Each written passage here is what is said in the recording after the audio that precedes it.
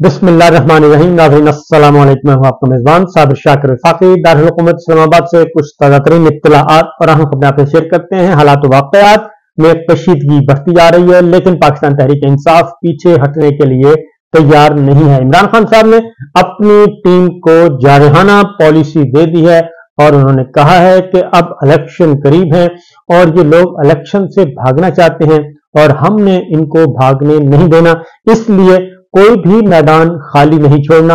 और पाकिस्तान तहरीक इंसाफ के रहनुमाओं को और खासतौर पे वकला को और पार्टी लीडरशिप जो कि आजाद है, उनको ये हिदायत की है कि जनाब अब कमरे कस लें और उसके बाद मैदान में उतर जाएं। और खास तौर पे उन्होंने कहा है कि इस वक्त दो काम करने हैं।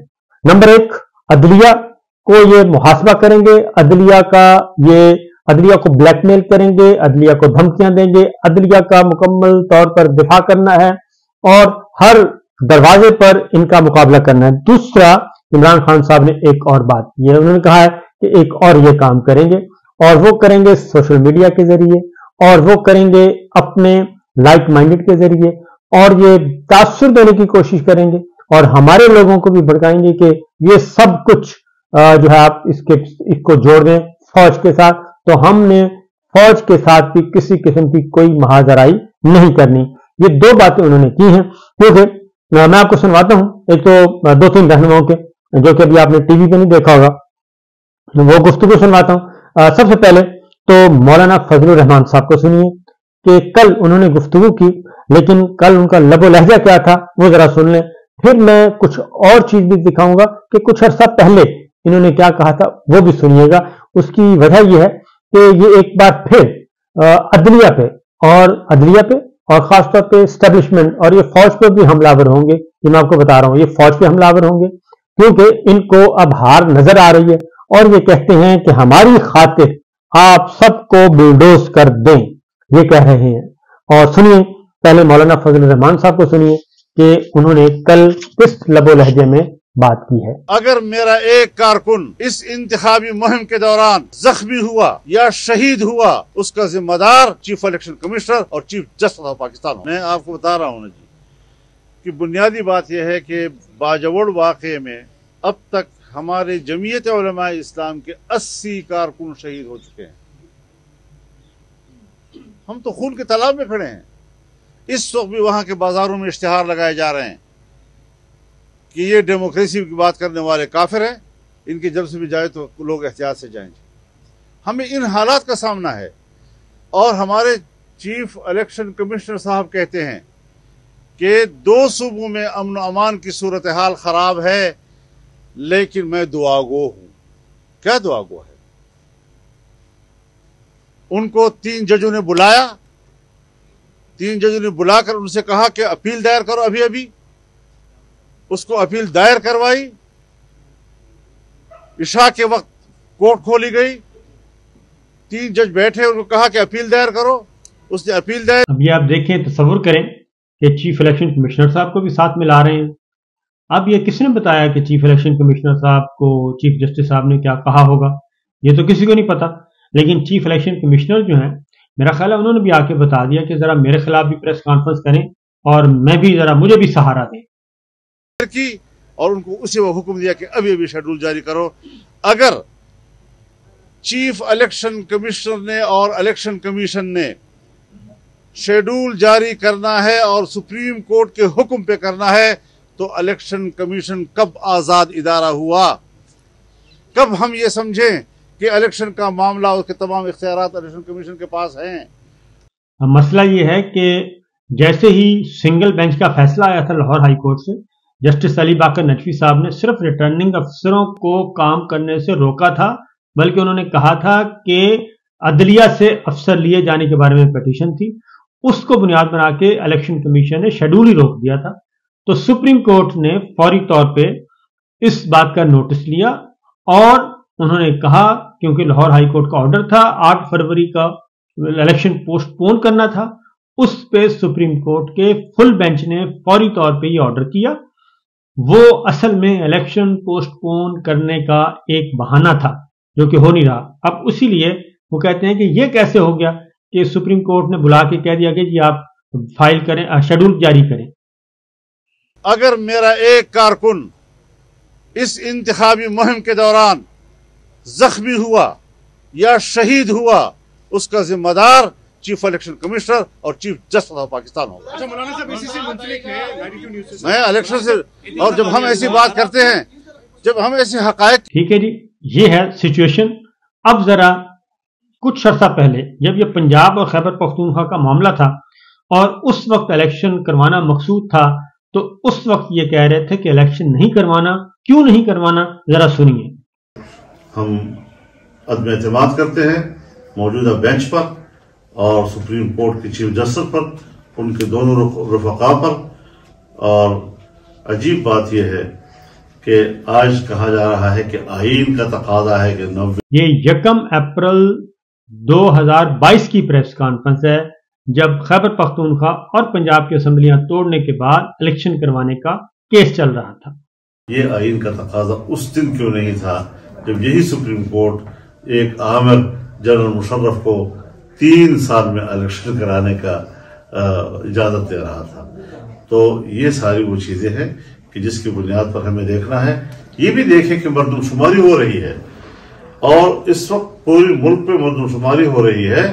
मरदमशुमारी के बाद नया वोटर लिस्ट बनना है, नए वोटर लिस्ट के बाद नई हल्काबंदियां होनी है।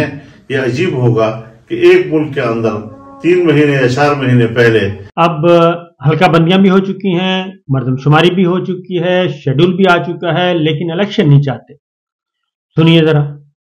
वोट का हक दिया जाएगा, 2-3 महीने के बाद नए वोटर जो है वो आज इस इलेक्शन में हिस्सा नहीं ले सकेंगे।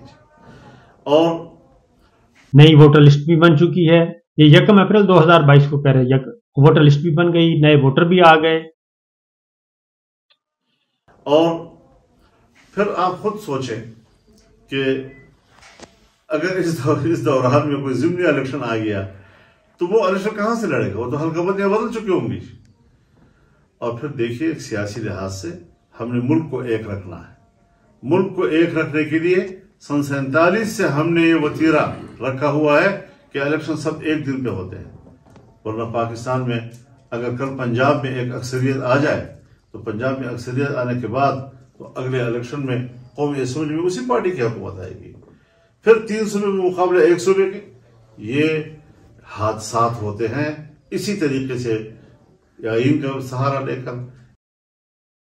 ये जनाब हो गई माजी की बातें और हाल की बातें। अब इसका जवाब दिया है जनाब आजम स्वाति साहब ने।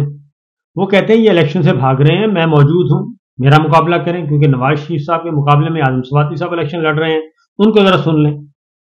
बिस्मिल्लाहिर्रहमानिर्रहीम। देख लें मेरे मुल्क के बहादुर लोगों कि मुल्क में इलेक्शन के नाम पे क्या ड्रामा हो रहा है, कानून और आईन की किस तरह धज्जियां उड़ाई जा रही हैं। आज NA-15 में एक मुजरम, अदालत से कन्विक्टेड मुजरम नवाज शरीफ के कागजात नामजदगी मंजूर हो चुके हैं। इंशाअल्लाह ताला नवाज शरीफ जाती उम्र तक खुदा के फजल से मानसरा के लोग, मेरी बहनें, बेटियां और भाई, और आजम स्वाति आपको छोड़ने वाला नहीं। इंशाअल्लाह ट्रिब्यूनल में जा रहे हैं और देखें कि अगर PTI का आज मुकाबला इलेक्शन कमीशन और निजाम से है, और जब तक मेरे मुल्क के लोगों आपके वोट से पाकिस्तान बदलेगा, ये निजाम बदलेगा। और नबी करीम सल्लल्लाहु अलैहि वसल्लम ने 1400 साल पहले बताया था कि तुमसे पहले कौमें इसलिए तबाह हुई कि जब बड़ा मुजरम कोई जुर्म करता था उसको छोड़ दिया जाता था और मासूम गरीबों को सूली पे चढ़ाया जाता था। आज वही पाकिस्तान में हो रहा है, लेकिन हिम्मत नहीं हारना। जुल्म का बदला 8 फरवरी को वोट से लेंगे, पुरअमन होकर लेंगे। पाकिस्तान पाइंदाबाद। ये सिचुएशन है जी। और उसके बाद एक और मैं आपको दिखाता हूं, और वो ये है कि कल इमरान खान साहब का जो पेश किया गया जी, कागजात नामजदगी मंजूर होने थे, बल्कि सिक्रूटनी होनी थी, मंजूर तो उन्होंने करने हैं कि नहीं करने, सिक्रूटनी होनी थी। तो सिक्रूटनी से पहले के मनाजर आप जरा मुलाहिजा फरमाएं कि किस तरीके से धूम धड़क्के से पाकिस्तान तहरीक इंसाफ के लोग गए हैं इमरान खान साहब के लिए मियां वाली में।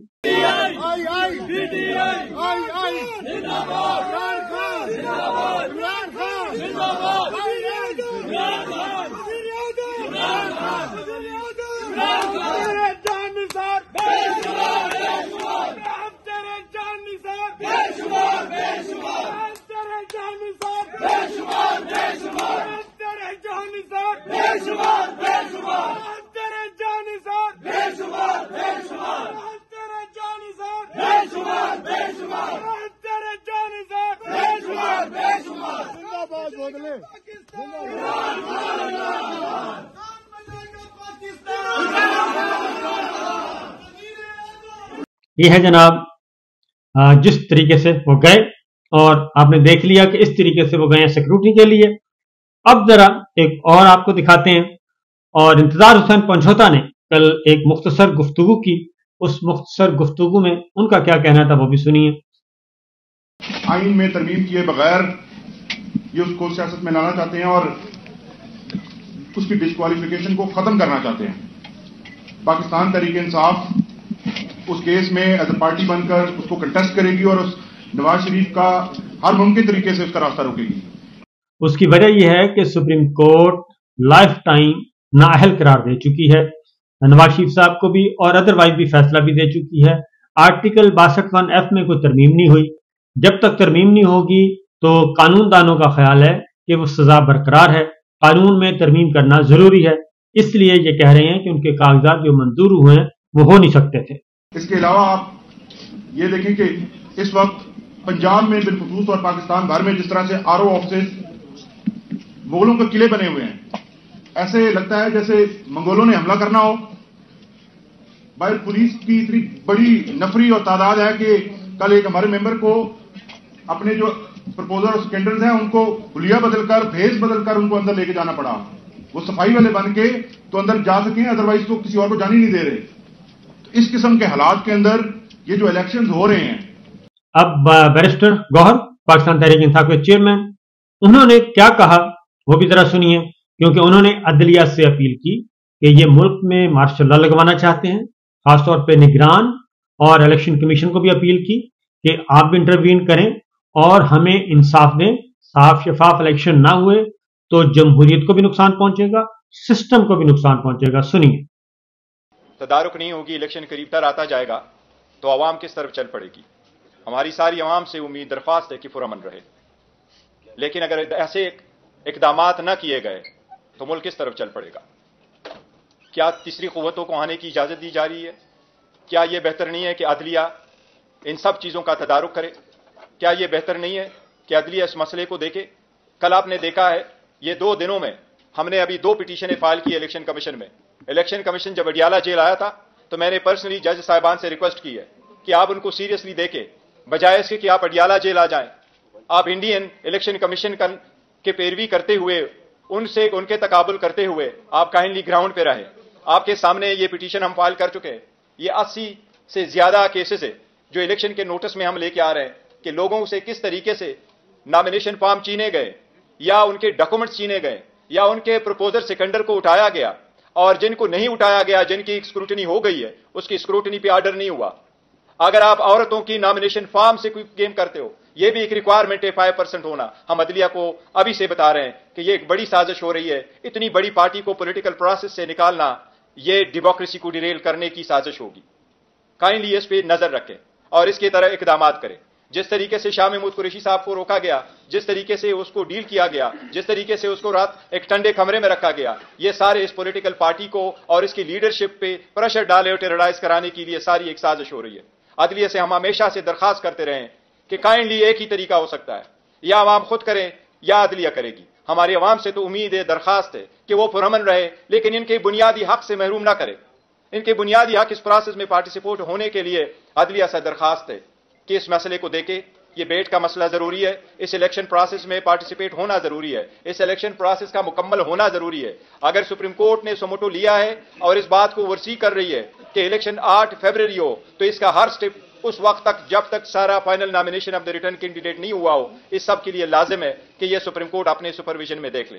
یہ تھے بیرسٹر گوہر۔ تو صورتحال درون خانہ کافی کشیدہ ہے، کیونکہ الیکشن چوری کرنے کا ایک پلان ہے اور اس کے لیے وہ کہتے ہیں مائٹ از رائٹ، جو مرضی ہو جائے، اور یہی وجہ ہے کہ عمر ڈار کو کل اٹھا لیا گیا لاہور سے۔ کون نہیں جانتا کہ ان کی والدہ خواجہ آصف صاحب کو چیلنج کر بیٹھی ہیں، اور ڈار فیملی جو ہے وہ پیچھے ہٹنے کے لیے تیار نہیں، اور انہوں نے واضح پیغام بھی دیا ہے، اور وہ ہر صورت میں ان کی والدہ جو ہیں خواجہ آصف صاحب کے مقابلے میں الیکشن لڑیں گی، اور ان کا کلیم ہے کہ اور سرویز بھی یہی بتاتے ہیں کہ خواجہ آصف صاحب یہ الیکشن ہار جائیں گے۔ اجازت دیجیے، اللہ حافظ۔